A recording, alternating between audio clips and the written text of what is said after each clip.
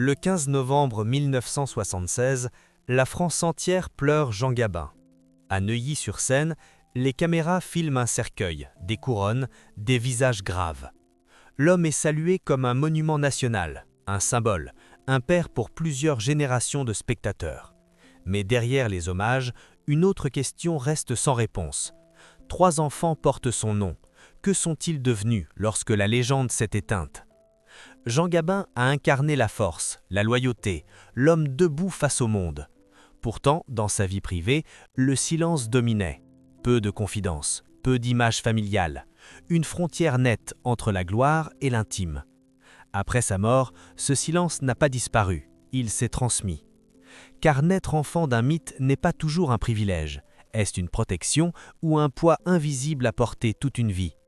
Pendant plus de 40 ans, Jean Gabin a occupé une place unique dans le paysage culturel français.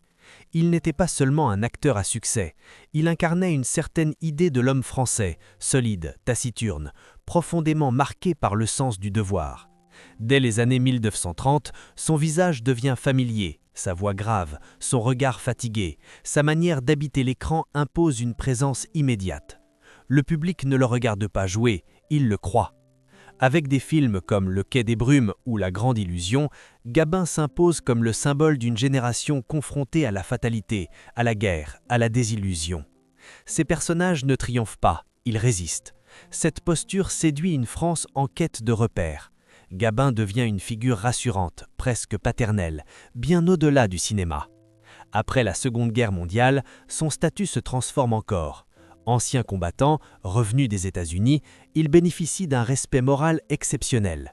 Dans une industrie en mutation, il traverse les décennies sans jamais perdre son autorité.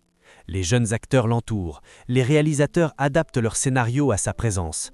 Gabin n'est pas une star parmi d'autres, il est une référence. Cette reconnaissance repose aussi sur un choix personnel. Jean Gabin parle peu, il fuit les plateaux de télévision, il refuse les confidences inutiles. Sa vie privée demeure soigneusement protégée. Cette retenue, loin de l'éloigner du public, renforce sa légende. Plus il se tait, plus il intrigue. Plus il se retire, plus il devient incontournable. Dans ce récit collectif, la famille reste presque absente. Les médias évoquent parfois ses mariages, rarement ses enfants. Il ne s'agit pas d'un secret, mais d'un effacement volontaire. Gabin considère que la notoriété ne doit pas contaminer l'intime. Il dresse une frontière claire entre l'homme public et le père. Pourtant, derrière cette façade de solitude assumée, 3 enfants grandissent. Ils portent un nom prestigieux, mais évoluent hors du champ médiatique. Leur enfance se déroule à distance des projecteurs, dans un climat où la discrétion domine. Être enfant de Jean Gabin, ce n'est pas vivre dans le luxe tapageur, c'est vivre dans une retenue constante. Les années 1950 et 1960 marquent l'apogée de la carrière. Gabin enchaîne les tournages, il impose son rythme, il refuse les concessions. Son image se fixe définitivement dans l'imaginaire collectif. Il devient l'homme qui ne doute pas, celui qui affronte la vie sans se plaindre. Cette image est puissante, mais elle est aussi écrasante. Pendant ce temps, la société change. La célébrité commence à s'immiscer dans la sphère privée d'autres artistes. Les familles apparaissent dans la presse, les enfants deviennent visibles. Jean Gabin résiste à ce mouvement. Il reste fidèle à une conception ancienne de la pudeur. Cette position isole sa famille, sans nécessairement la protéger émotionnellement. La gloire agit comme un écran. Elle absorbe l'attention, mais crée aussi un vide autour. Plus le personnage public est fort, moins l'homme intime est accessible. Les enfants grandissent avec cette absence relative. Un père admiré par tous, mais rarement exposé dans sa fragilité. À ce stade, rien ne laisse présager une rupture spectaculaire. Il n'y a ni scandale, ni conflit public. Tout semble stable.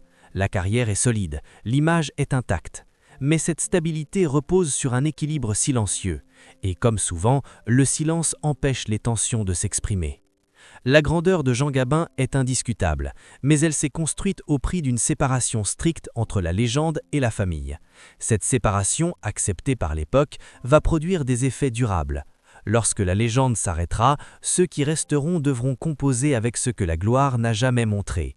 C'est dans cet éclat presque parfait que se prépare la fracture, car derrière l'homme célébré par une nation entière, une autre histoire attend encore d'être racontée. Celle de ceux qui ont grandi dans son ombre. Au milieu des années 1970, la silhouette de Jean Gabin commence à changer. À l'écran, l'autorité demeure intacte, mais le corps accuse le poids des années. Les tournages sont plus espacés, la fatigue devient visible. L'homme reste respecté, presque intouchable, mais un cycle s'achève lentement. En coulisses, la famille observe ce déclin sans jamais l'exposer publiquement. Fidèle à ses habitudes, Gabin maintient la frontière entre l'intime et le regard extérieur. Le 15 novembre 1976, la rupture est brutale. Jean Gabin meurt à Neuilly-sur-Seine. La nouvelle se répand immédiatement. La radio interrompt ses programmes. Les journaux parlent d'une perte nationale. Le cinéma français perd l'un de ses piliers. Les hommages se multiplient, solennels, unanimes. On célèbre l'acteur, le combattant, le symbole. La légende entre définitivement dans l'histoire. Mais pour ses enfants, cette mort n'a rien d'abstrait. Elle ne relève pas du mythe. Elle marque la disparition d'un père déjà souvent absent. La perte est double. Il y a l'homme et il y a le nom. Désormais, Jean Gabin n'est plus une présence distante. Il devient un héritage figé, omniprésent, impossible à contredire. Dans les jours qui suivent les obsèques, la famille se replie. Aucune déclaration publique, aucun récit intime livré aux médias. La pudeur domine, comme toujours. Pourtant, quelque chose a basculé. Tant que Jean Gabin vivait, son nom appartenait encore à un homme réel, capable de silence, mais aussi de gestes privés. Après sa mort, ce nom se transforme en monument. Et vivre à côté d'un monument n'est jamais simple. Les années passent, chacun tente de poursuivre sa route. Les enfants de Gabin n'occupent pas l'espace médiatique, ils ne revendiquent rien, ils ne contestent rien. Mais la pression existe, elle est diffuse, invisible. Porter un nom aussi lourd implique une comparaison permanente, même lorsqu'elle n'est pas formulée. Cette tension silencieuse atteint un point de rupture en 1997. Mathias, le fils cadet de Jean Gabin, meurt brutalement à 41 ans dans un accident de moto. Le fait est confirmé par la presse, les circonstances sont rapportées sobrement, puis l'information s'éteint. Pas de récit prolongé, pas de traitement approfondi. La disparition reste confinée à quelques lignes. Ce silence médiatique contraste violemment avec l'ampleur des hommages rendus à son père 21 ans plus tôt. Mathias n'était pas une figure publique, il n'avait pas choisi la lumière. Sa mort ne nourrit aucun imaginaire collectif. Elle rappelle une réalité souvent occultée. Tous les enfants de légende ne deviennent pas des personnages. Pour la famille, le choc est immense. Il ne s'agit pas seulement de la perte d'un fils et d'un frère, c'est aussi la confirmation d'une vulnérabilité profonde. Le nom Gabin, si puissant dans la mémoire nationale, n'offre aucune protection face à la fragilité humaine. Il n'empêche pas ni les accidents, ni la douleur, ni l'injustice du hasard. Après la mort de Mathias, le repli s'accentue. La tragédie n'est pas exploitée, elle n'est pas commentée, elle s'inscrit dans une continuité de silence. Ce choix n'efface pas la souffrance, il la rend simplement moins visible. Mais cette invisibilité a un prix. Elle prive les survivants de reconnaissance collective, elle les enferme dans un deuil solitaire. À partir de ce moment, les trajectoires des deux sœurs se définissent plus nettement. Chacune réagit différemment à l'accumulation des pertes, le père puis le frère, deux absences qui structurent désormais leur rapport au monde et à leur nom. Le passé n'est plus seulement glorieux, il devient lourd, chargé de manques et de non-dits. La disparition de Mathias agit comme un révélateur brutal. Elle met une fin à toute illusion de protection liée à la célébrité. Elle expose une réalité simple et cruelle. L'héritage d'une légende n'est pas un bouclier. Il peut même accentuer la solitude en rendant la douleur moins partageable. Dans l'espace public, rien ne semble avoir changé. Jean Gabin reste célébré. Les rétrospectives continuent. Les citations circulent. Mais derrière cette continuité rassurante, la famille porte désormais une fracture irréversible. L'histoire intime s'est éloignée définitivement de l'histoire officielle. Ce moment marque le véritable point de bascule. Non pas un scandale, non pas une tragédie spectaculaire, mais une accumulation de pertes silencieuses. La légende est intacte, mais ceux qui vivent dans son ombre doivent désormais composer avec une réalité plus sombre, plus fragile, plus humaine. C'est ici que s'arrête l'illusion d'un héritage simple. À partir de là commence un autre combat, celui de la reconstruction, celui de la vérité intérieure, celui de la manière dont chacun va choisir de vivre avec ce nom après que la gloire ait cessé d'éclairer le chemin. Avec le recul, une évidence s'impose. L'histoire des enfants de Jean Gabin ne se résume pas ni à un scandale, ni à une tragédie spectaculaire. Elle se déploie dans une zone plus subtile, plus difficile à saisir, celle des silences transmis, des absences héritées et des rôles imposés sans jamais être formulés. Après la mort de leur père, puis celle de Mathias, les deux sœurs de Jean Gabin se retrouvent face à une question essentielle. Comment exister sans être englouti par une légende qui ne leur appartient qu'à moitié? Chacune va y répondre différemment, révélant ainsi les multiples visages d'un même héritage. Florence choisit la parole. Très tôt, elle s'engage dans une carrière artistique, d'abord comme actrice, puis comme chanteuse et écrivaine. Elle ne renie jamais son nom, mais elle refuse qu'il soit un masque. À travers ses interviews et ses écrits, elle évoque un père complexe, parfois tendre, souvent réservé, profondément marqué par une époque où l'émotion restait dissimulée. Elle parle d'un homme plus fragile que son image publique ne le laissait croire. Ses témoignages dessinent un portrait nuancé. Jean Gabin n'était pas distant par indifférence, mais par incapacité à exprimer autrement l'attachement. La célébrité, loin de rapprocher, accentuait cette retenue. Elle raconte un lien fait de respect, d'admiration, mais aussi de manque. En mettant des mots sur cette réalité, elle rompt avec le mythe d'un père inébranlable. Elle réintroduit l'humain là où la légende avait figé l'image. Valérie adopte une posture presque inverse. Elle s'efface derrière l'œuvre. Productrice, elle se consacre à la préservation de l'héritage artistique de son père. Son travail consiste à organiser, transmettre, contextualiser. Peu de confidences personnelles, peu de récits intimes. Son silence n'est pas un refus, mais un choix. Il protège l'image publique sans chercher à la corriger ou à la réinterpréter. Cette différence d'approche ne crée pas de rupture visible. Elle révèle simplement deux manières de survivre à un héritage écrasant. Florence affronte la légende en la confrontant à la vérité vécue. Valérie la maintient intacte pour éviter qu'elle ne se déforme. L'une éclaire les zones d'ombre, l'autre veille à la continuité. L'absence de Mathias donne une profondeur tragique à ses choix. Contrairement à ses sœurs, il n'a jamais eu l'occasion de définir publiquement sa place. Il n'a ni parole médiatique, ni rôle symbolique. Sa disparition prématurée laisse une question sans réponse. Qu'aurait-il devenu s'il avait eu le temps de se détacher du nom Gabin ? Ce silence définitif pèse lourdement sur la mémoire familiale. Peu à peu, la vérité apparaît avec clarté. Le poids du nom n'a pas détruit cette famille par excès de lumière, mais par accumulation de retenue. La célébrité de Jean Gabin a créé un cadre rigide, une posture masculine forte, une image de maîtrise absolue.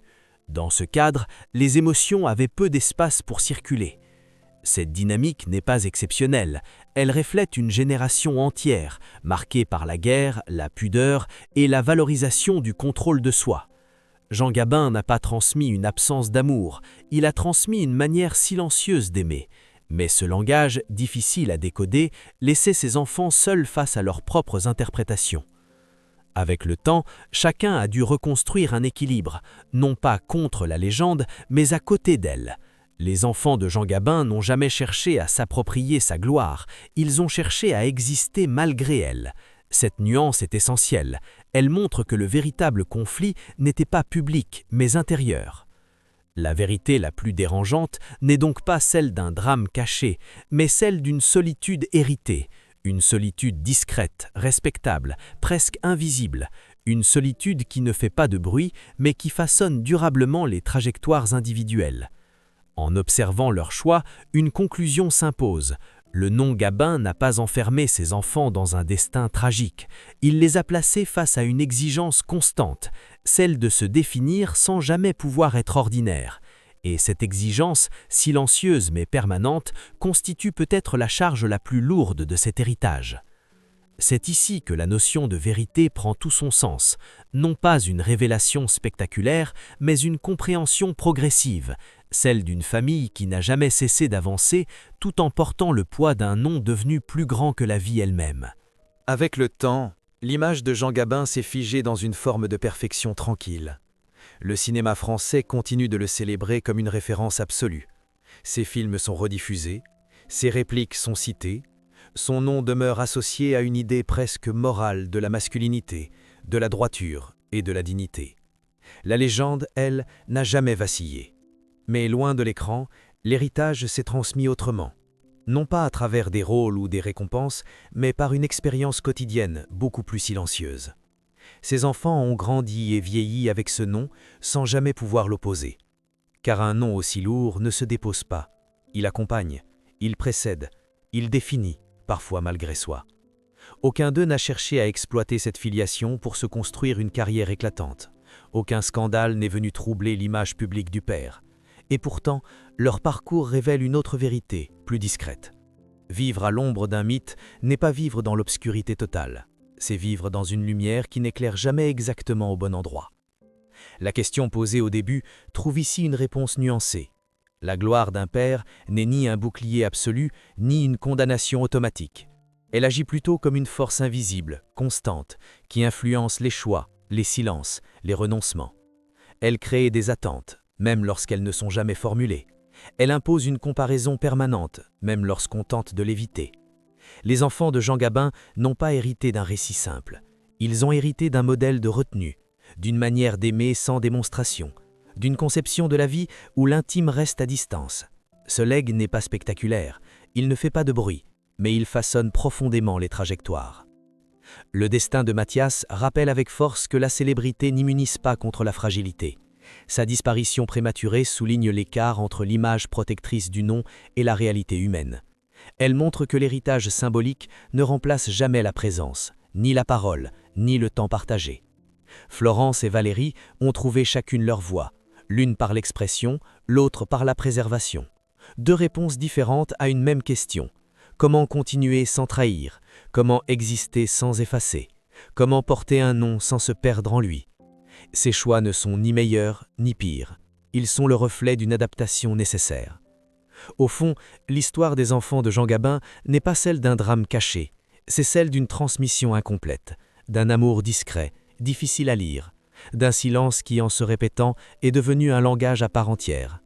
Ce langage n'a jamais été expliqué, il a simplement été hérité. Et c'est peut-être là que réside la leçon la plus universelle.